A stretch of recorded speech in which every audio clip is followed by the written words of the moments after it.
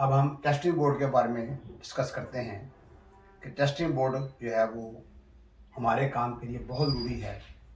जब भी हमने किसी फ्रिज को, डीप फ्रीज़र को, इलेक्ट्रिक वाटर कूलर को, विंडो एसी को, स्प्लिट टाइप एसी को, वॉशिंग मशीन को, स्पिनर वगैरह को या कोई और इलेक्ट्रिकल मोटर वगैरह को चेक करना हो, अगर हमारे पास ये टेस्टिंग बोर्ड होगा तो हमारे काम में बहुत आसानी होगी, बहुत आसानी हो जाएगी। ये टेस्टिंग बोर्ड आपके सामने बना हुआ है, इस पर गौर करें कि वोल्ट मीटर जो है उसको हमने पैरेलल में लगाया हुआ है, फेस भी दी हुई है, न्यूट्रल भी दी हुई है, जबकि एम्पेयर मीटर अकेला फेस पे लगा हुआ है, एक तार पर लगा हुआ है।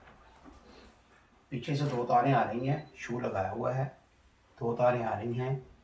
अब अंदर की वायरिंग क्या है, एक तार वोल्ट मीटर के पीछे की तरफ न्यूट्रल की लगाई है, उसी तार को हम एक सॉकेट है उसमें ले गए हैं न्यूट्रल को, उसी तार को तीसरी सॉकेट में ले गए हैं, उसी तार को चौथी सॉकेट में ले गए हैं, क्योंकि सॉकेट पे को जो चीज़ चलाएंगे उसको न्यूट्रल फेस चाहिए। अब इसके बाद है, ज़रा गौर करें कि न्यूट्रल इधर से मिल गई, ये फेस सारी इधर से आई, ये स्विच को दी, वही फेस इधर ले आए हैं। स्विच ऑन करेंगे तो फेस इधर पहुंच जाएगा, जो चीज़ हम पैरेलल में चलाना चाहेंगे चल जाएगी, यहाँ पे चलाना चल जाएगी।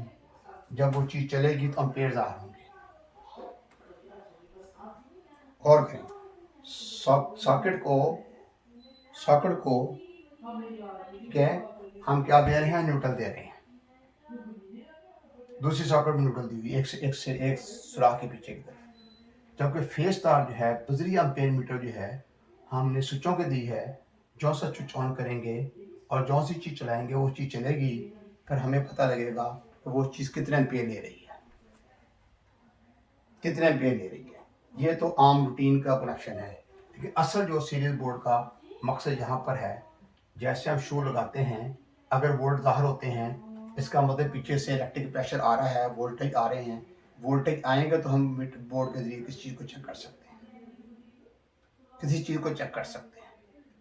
अब यहाँ पर गौर करें, ये फ्यूज़ है, इसके अंदर लगाया हुआ है। ये फ्यूज़ भी हो सकता है, ब्रेकर भी हो सकता है। एहतियातन यहाँ से एक तार जो है, फेस तार बल्ब होल्डर में चले गई है, जिसके अंदर हम बल्ब लगाएंगे। यानी एक तार वहां से फेस बल्ब होल्डर को दे दी, अगले से उठाकर जो है वो हमने सॉकेट के एक सिरे पे दे दी। अगर अकेला फेस उसको देंगे तो बल्ब रोशन नहीं होगा।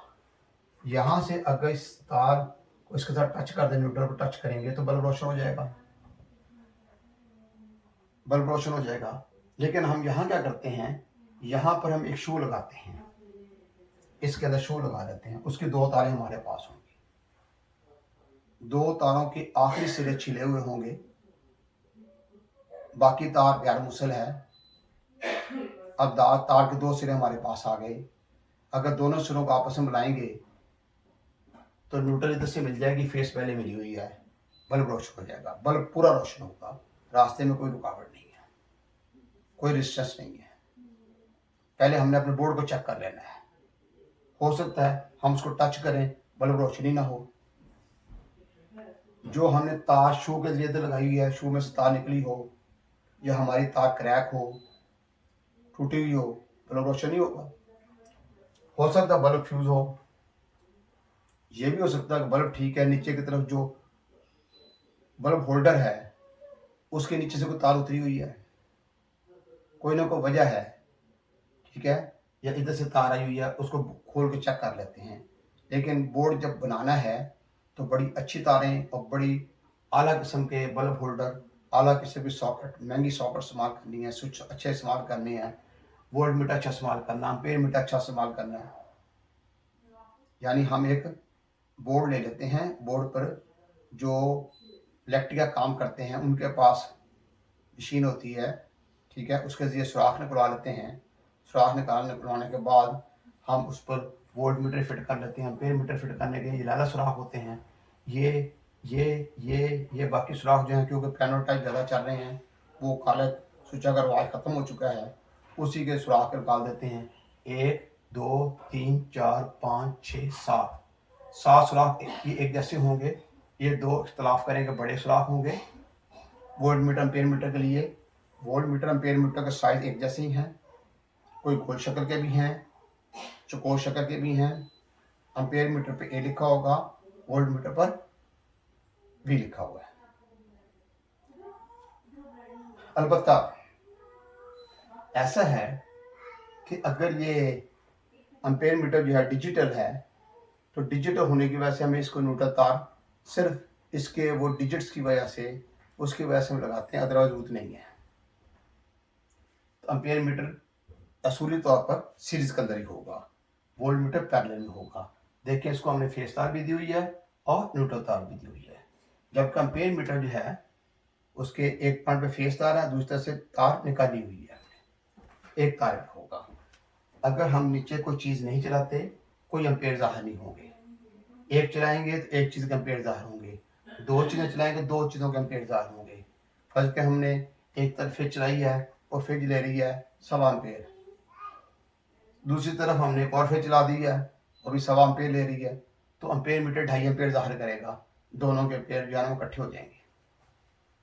जो हम एम्पेयर मीटर इस्तेमाल करते हैं इन छोटे काम के लिए, तो वो 6 एम्पेयर का भी हो सकता है, 5 का भी हो सकता है और 10 का भी ले सकते हैं।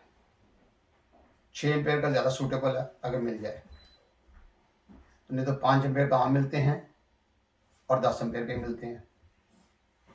तो 5 एम्पेयर की जगह 10 एम्पेयर का एम्पेयर मीटर ले लें, अगर दो चीज़ें भी चलानी हो तो टेंशन नहीं होगी। तो वोल्ट मीटर जो है वो 300 का वोल्ट मीटर का लेना है, 300 वोल्ट का वोल्ट मीटर लेना है, क्योंकि हम सिंगल फेस के लिए इस्तेमाल कर रहे हैं। 300 का वोल्ट मीटर जो लेंगे तो हमें आसानी से पता लग जाएगा कितने वोल्टेज आ रहे हैं। एक 300 का वोल्ट मीटर लेना है, एक 10 एम्पेयर का एम्पेयर मीटर लेना है। एक 10 एम्पेयर का जो अंदर की फ्यूज़ होगा वास्ते वो ऊपर 30 एम्पेयर लिखे होते हैं। अगर ब्रेकर लगाना 10 एम्पेयर का ब्रेकर लगा सकते हैं, ब्रेकर लगाए ज़्यादा बेहतर है। अब हम आगे ये ले लेते हैं एक बल्ब होल्डर और ये। अब ये मैं आपको बता चुका हूँ कि फेस इधर से मिल रहा है, अगर ये तार ऐसे टच करेंगे बल्ब जो है वो रोशन हो जाएगा। लेकिन हम एक शू लेते हैं, एक आम शू लेते हैं, उसमें 2 तारें लगा लेते हैं, दोनों तारें फ्री होनी चाहिए। शू उसमें लगाते हैं, आगे से तारें छिड़ी हुई होनी चाहिए, आपस में जोड़ते हैं तो बल्ब रोशन होता है और बल्ब की रोशनी पूरी होगी। अब हम एक मोटर है, कोई भी मोटर है, जब उसको चेक करना है तो ज़मीन पे रख के चेक नहीं करना। या अगर ज़मीन पे है तो उसके नीचे लकड़ी रख लें, या मोटे 3-4 गत्ते रख लें, गैर मुसल चीज़ रखें, कोई प्लास्टिक रख लें, कोई वैक्यूलेटर रख लें, कोई भी चीज़ रख लें, उसके बाद मोटर को चेक करें। अगर आप किसी रिवाइंडर के पास जाएं तो आपने देखा होगा कि रिवाइंडर के पास जो एक मेज़ रखा होता है, बड़ा मजबूत सा मेज़ होता है, वो सारा लकड़ी का होता है, ठीक है। या फिर ऐसा है कि उसकी टांगें फंस लोहे की, लेकिन ऊपर वाला ऐसा लकड़ी का होगा, लाजमी मोटी लकड़ी का होगा, बड़ी मजबूत लकड़ी का होगा, उस पर रख के चेक करते हैं। तो जब भी किसी चीज़ की शॉर्ट चेक करनी हो तो ज़मीन पर रख के शॉर्ट चेक नहीं करते, असूल है। ऐसे किसी फ्रिज है उसकी शॉर्ट चेक करनी है तो फ्रिज के बाद पहिए जो हैं, व्हील वगैरह जो हैं वो प्लास्टिक होते हैं, कोई टेंशन वाली बात नहीं है, फिर भी चेक कर सकते हैं। अगर वो लोहे वाले हैं तो उसके नीचे जो है कोई भी गैर मुझसे चीज़ रखने के बाद फिर आप उसको चेक कर लें, कोई परेशानी वाली बात नहीं है, कोई टेंशन वाली बात नहीं है, इस तरीके से उसको चेक कर सकते हैं। तो फ्रिज को चेक करना है, डीप फ्रीजर को चेक करना है, उसको ज़मीन से आइसोलेट करना है, आइसोलेट करने के बाद उसको चेक करना है।